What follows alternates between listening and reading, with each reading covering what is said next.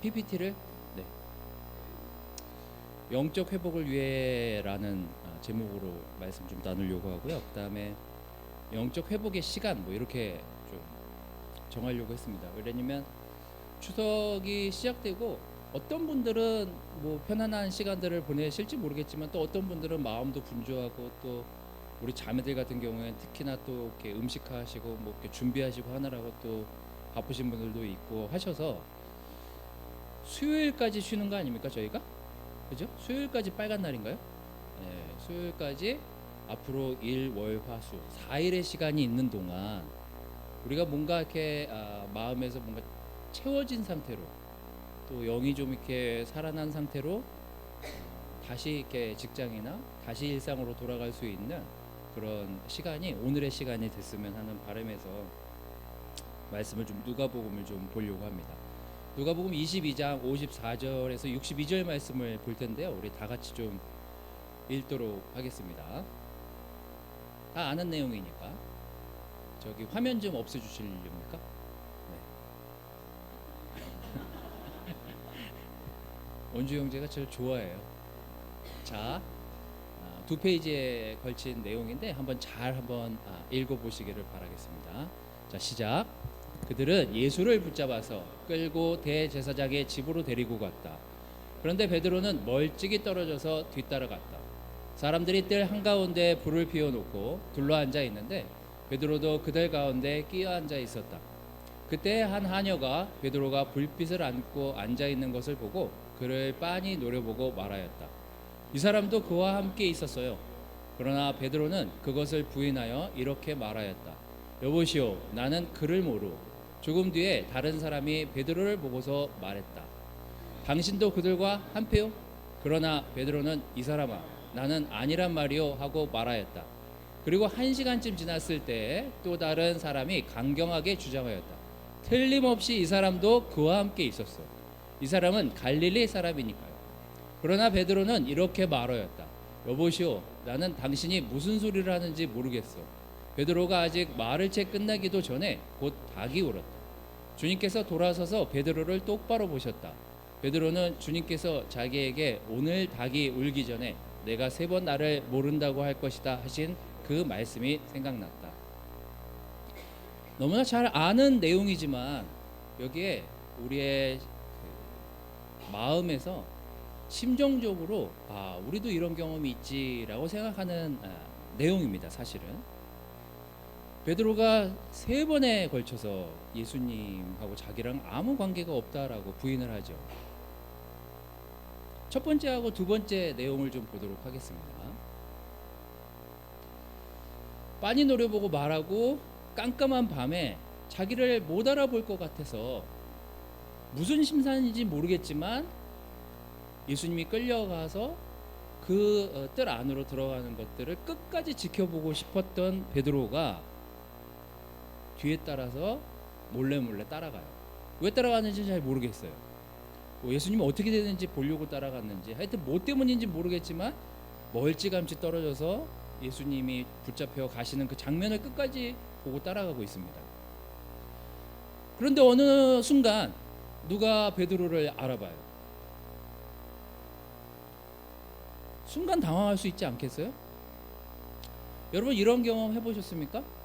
안 했다고 하지 마세요. 또 당황해서 거짓말한 적 있잖아요. 당황해가지고 너무 당황해가지고 우리 와이프가 저한테 과자 먹었어 했는데 아니 뭐 이렇게 갑자기 어느 순간 이렇게 얘기하는 순간이 있잖아요. 콜레스테롤이 높다고 과자 먹으면 안 된다고 그래서 제가 과자를 숨겨놓고 먹다가 걸린 그런 경험들. 근데 당황하면 사람이 이럴 수 있잖아요. 근데 이제 첫 번째랑 두 번째 또 누가 베드로를 알아봤을 때 그때도 또 이게 마음이 사실 정리가 안 된 상태에서 또 누가 자기를 알아보니까 더 당황한 것 같아요. 그래서 또 누군가 물어봤을 때 또 아니라고 대답을 하죠. 근데 자꾸 누군가 자기를 알아보는 이런 상황에 맞닥뜨리고 있다고 생각해 보세요. 이거 붙잡히면 나는 어떻게 될까? 순간 너무 순식간에 일어나는 질문과 이 대답하려고 하는 이 사이 속에 굉장히 당황했을 법한 상황을 맞닥뜨리게 되는 게 지금 이제 베드로가 겪고 있는 상황입니다. 근데 이제 조금 있다가 우리 2페이지로 넘어갔을 때 여기 제가 이렇게 노란 글을 가지고 왔잖아요. 문장을. 근데 두 번째 거짓말을 했을 때까지는 당황해서 그럴 수 있다 쳐요, 우리가. 근데 이 두 번째 거짓말에서 세 번째 그 예수님을 부인하러 하려고 했을 때 텀이 좀 있어요. 얼마나? 1시간이라는 텀이 있어요.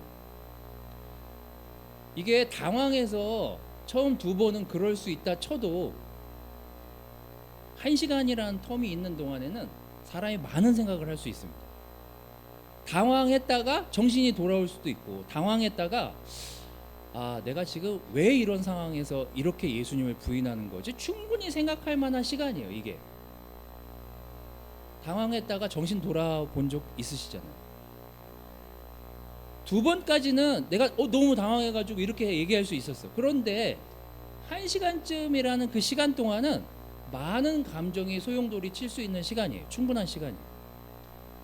근데 1시간쯤 지나서 어떤 사람이 강경하게 다시 베드로를 알아보면서 주장을 해요. 틀림없이 그 자리에 이 사람이 있었다. 이 사람은 갈릴리 사람이다. 알고 보니까 동양인 사람이었던 거예요. 거기다가 너무 이 사람의 얼굴만 잘 알 뿐만 아니라 예수님하고 같이 다닌 걸 너무나 확실하게 확신 있게 얘기하는 사람 때문에 어쩌면 마음에서 더 찔림이 있었는지도 모르겠어요. 어쨌거나 이 긴 텀에 베드로는 충분히 생각할 시간이 있었다는 거예요. 근데 이 복음서가 놀랍게도 이 마태복음, 마가복음, 누가복음에 다 예수님이 잡혀가시던 이 장면을 다 기록하고 있습니다. 세 복음서가 다. 그래서 오늘 다른 복음서에는 도대체 베드로가 왜 이랬을까를 좀 유추해 볼 수 있는 내용들을 좀 찾아볼 수 있습니다. 그래서 좀 마태복음으로 좀 넘어가도록 하겠습니다.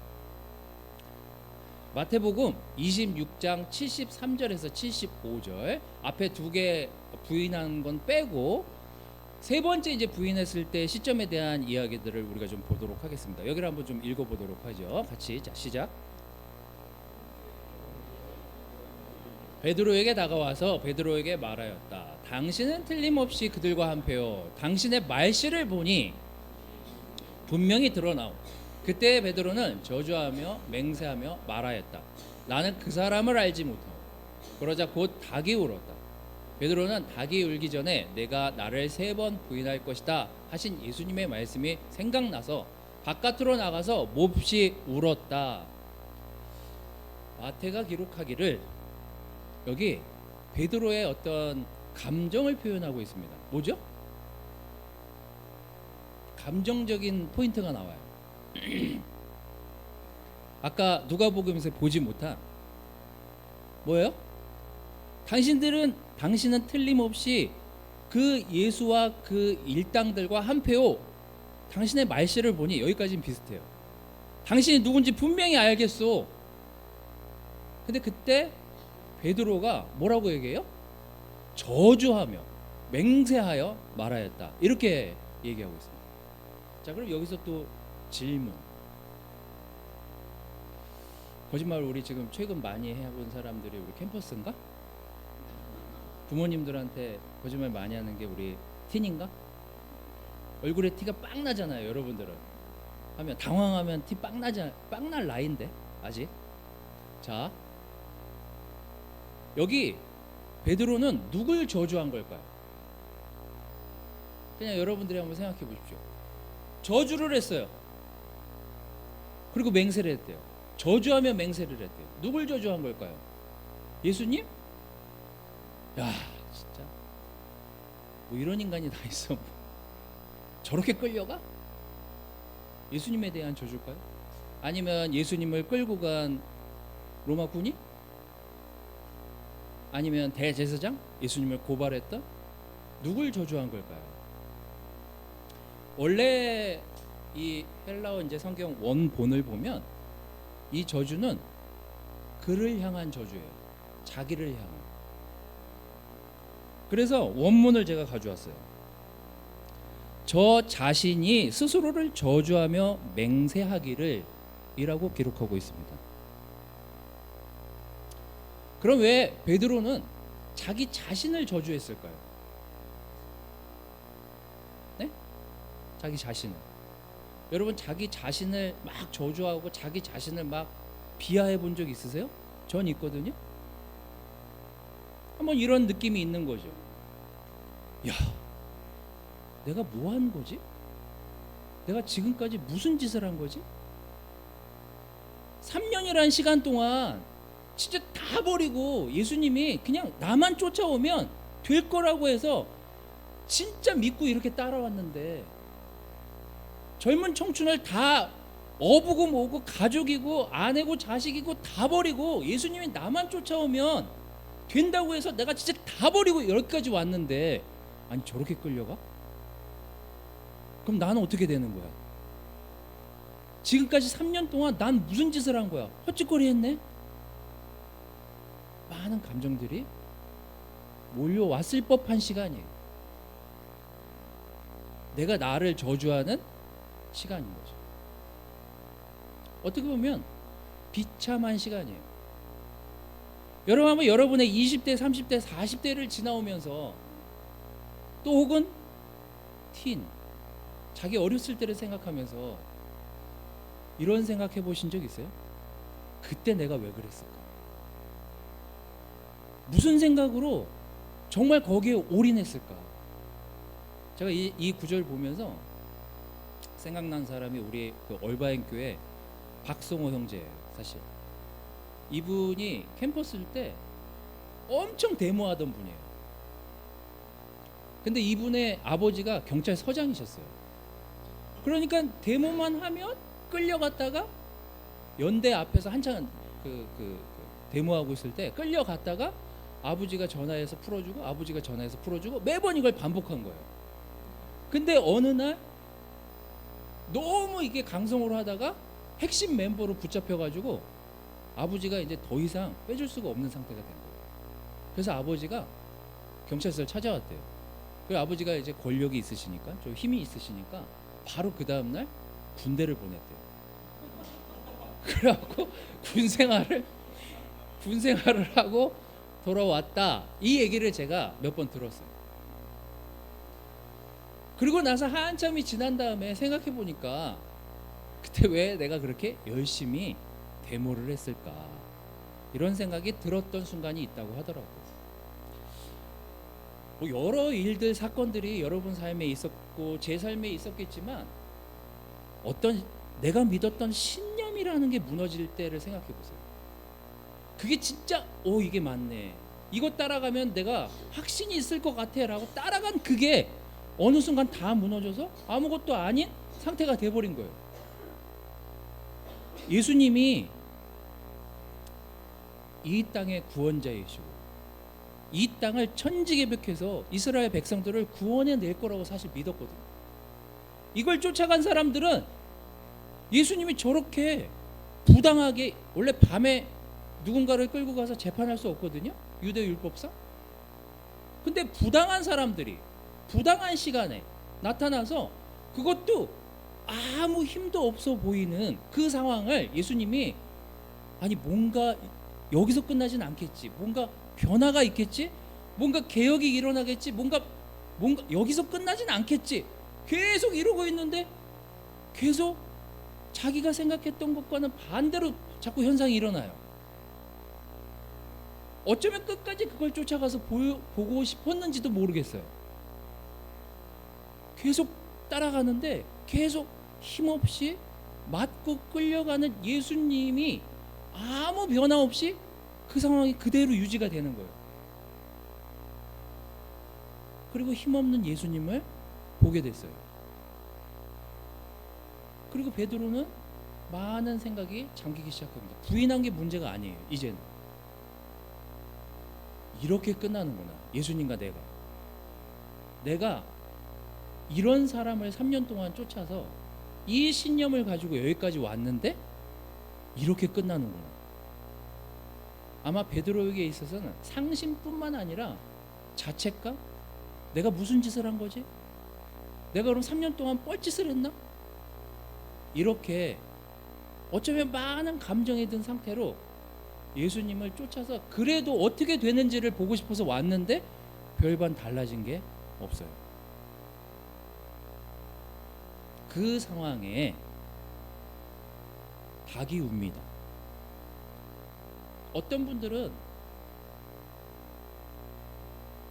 닭이 울어서 베드로가 회개했다라고 생각하는 사람들도 있어요.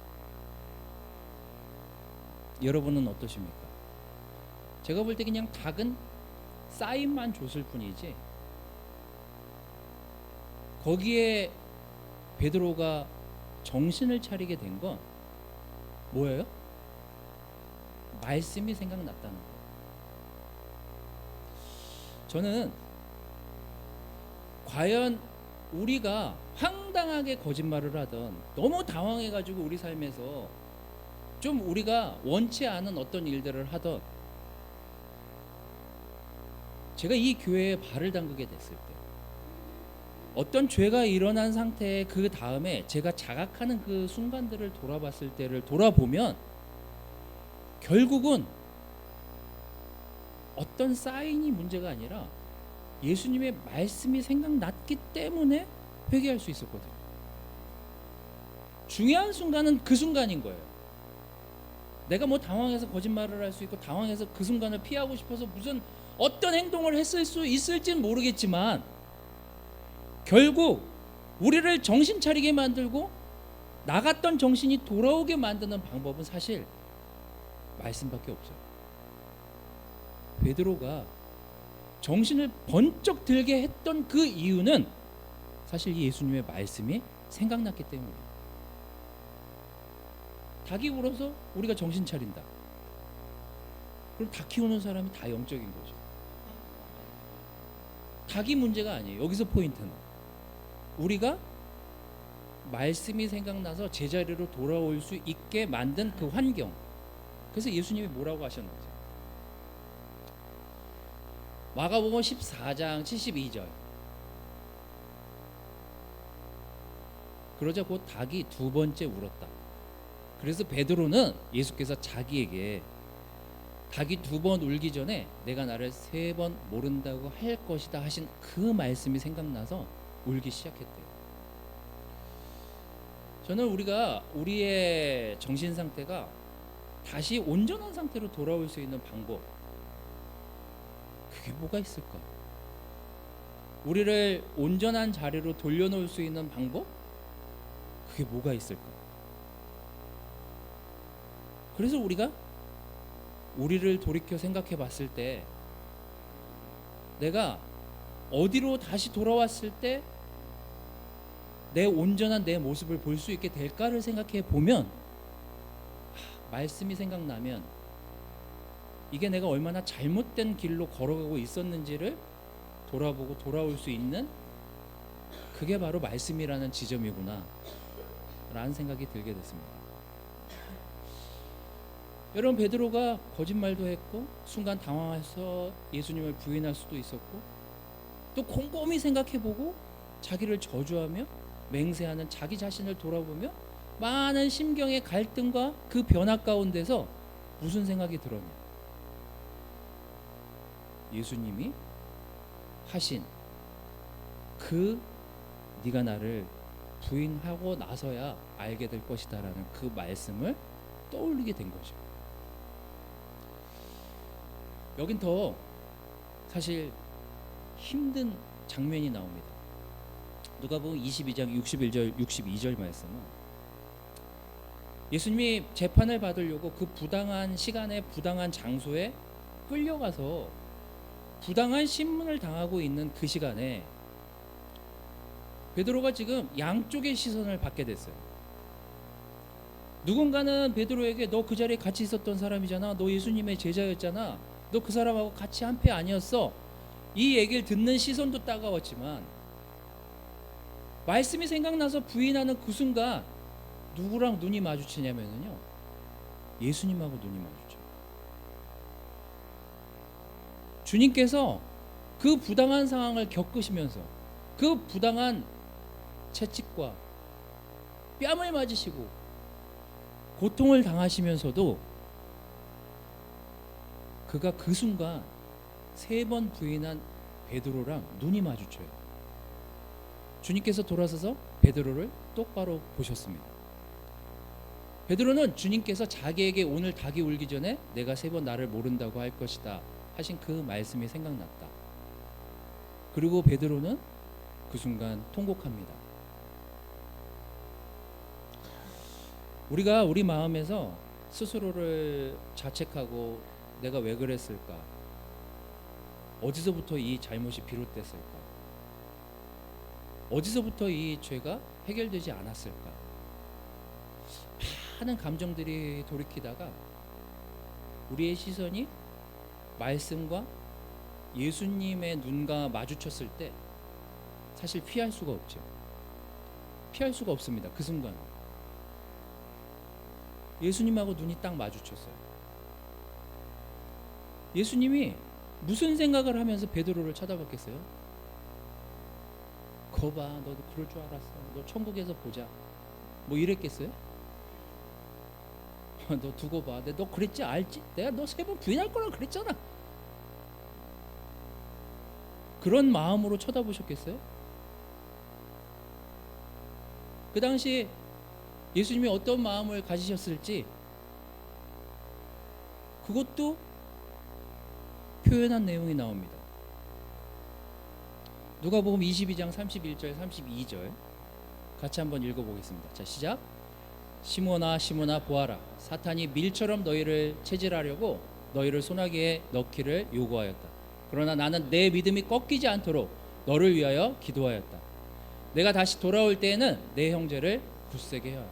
네가 그렇게 나랑 시선이 마주치고 말씀이 생각나서 다시 돌이키고 내가 정말 이 정도밖에 안 되는 놈이구나, 내가 정말 이 정도의 믿음밖에 가진 사람이 아니구나라는 그 생각이 떠올리고 나서야, 네가 통곡하고 회개하고 나서야 네 형제를 굳세게 할 거라고.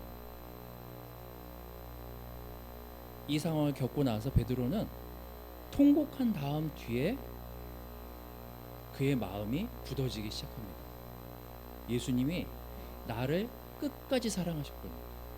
예수님이 나를 끝까지 이끌어 주셨구나.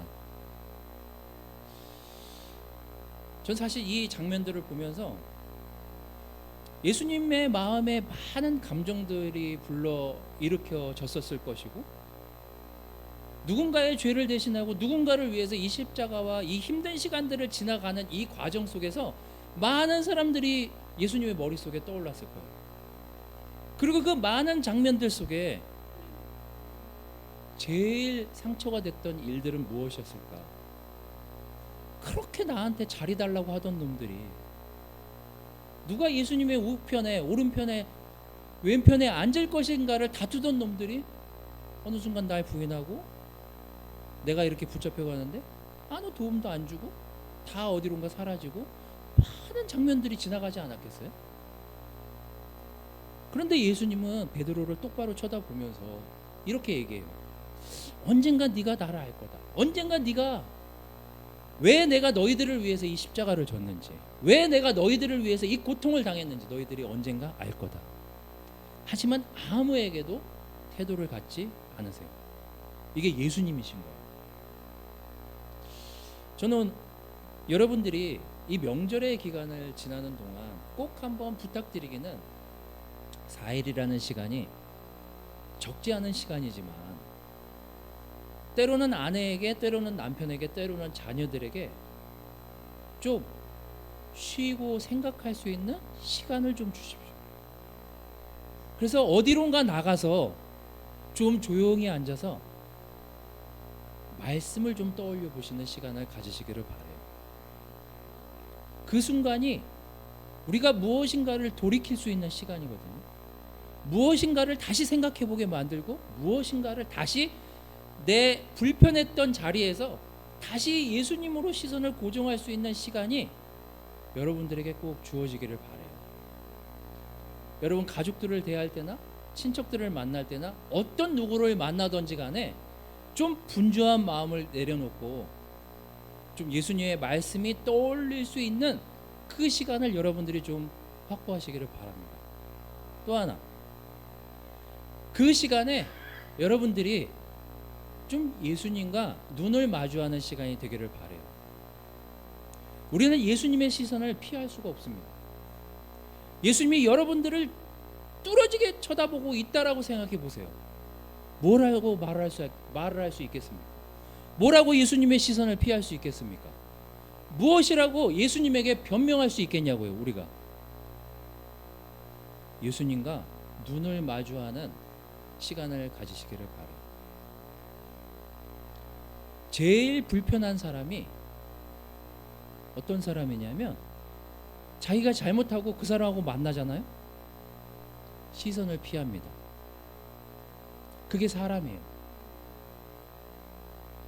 여러분, 예수님이 여러분에게 얘기하세요. 내 눈 똑바로 봐. 나를 봐라. 너가 지금 다른 사람 볼 게 아니라 내 눈을 좀 똑바로 봐. 우리가 좀 죄 짓고 나면은 아빠 엄마 쳐다보기 힘들지 않나요? 난 그랬는데. 그리고 막 당황하는데. 여러분, 중고등학교 대학생 여러분들도 마찬가지. 눈을 마주한다는 건 진실을 대면하는 거예요. 추석 연휴에 복잡한 감정이 섞인 가족들을 만날 수도 있고, 또 불편한 상황을 맞닥뜨릴 수도 있고, 불편한 감정에 여러 사람들과 그 같은 공간에서 시간을 보내야 될 수도 있습니다.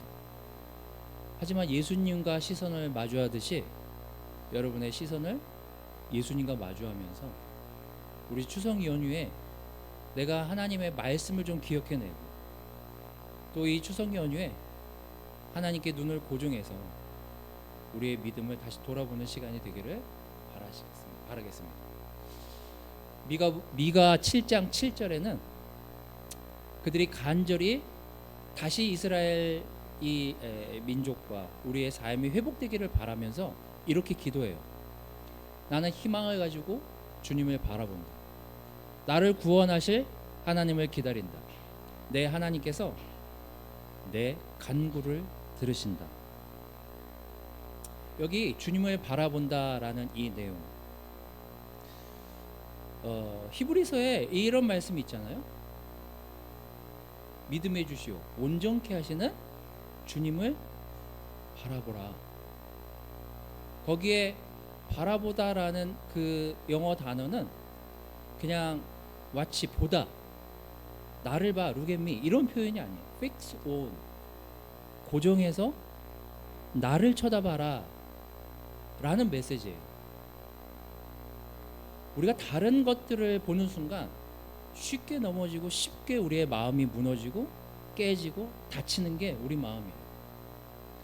전 이 추석 연휴에 바쁜 과정의 삶을 여러분들이 또 지내실 수 있고 친척들이랑 번잡한 시간들을 보내실 수 있겠지만 어느 한 일정한 시간을 할애해서 하나님께 눈을 고정하는 여러분들이 되시기를 바랍니다. 영적인 회복이 여러분들한테 다시 돌아오는 시간이 이 연휴의 시간이 됐으면 좋겠어요. 여러분의 이 4일의 시간 동안 어떤 일들로 분주했다면 말씀이 떠오르는 시간이 여러분의 추석 연휴의 시간 동안 주어지기를 바라겠습니다.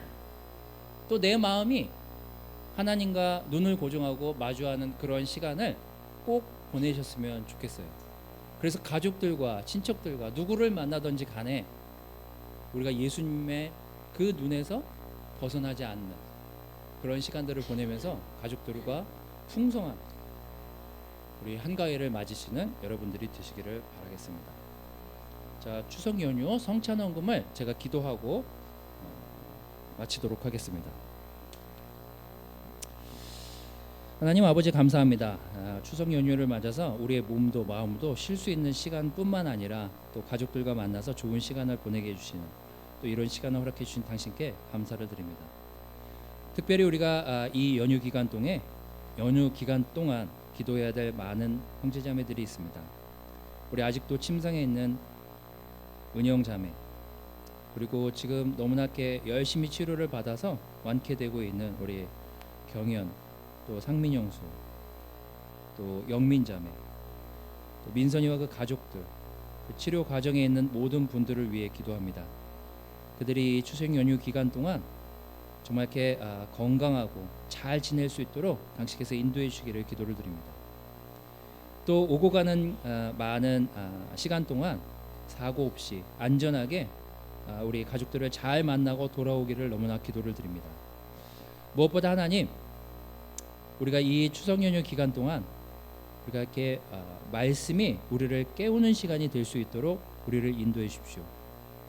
또한 하나님, 우리가 이렇게 당신과 눈을 마주할 때 우리의 죄가 떠올랐던 것처럼, 그리고 그것을 회개할 용기와 힘이 생겼던 것처럼, 하나님, 우리가 이렇게 당신께 눈을 고정하고 당신께 마음을 내려놓고 이 연휴 기간 동안 당신과 함께 정말 이렇게 건강하고 영적인 회복이 일어나는 놀라운 시간이 이 시간이 되길 너무나 기도를 드립니다. 당신이 우리를 위해 피와 살을 내주셨듯이 우리가 이 성찬의 시간을 통해서 예수님을 기억하는 또 시간이 되길 기도를 드립니다. 감사와 영광을 당신께 돌려드리고 사랑하신 예수님의 이름으로 기도드렸습니다.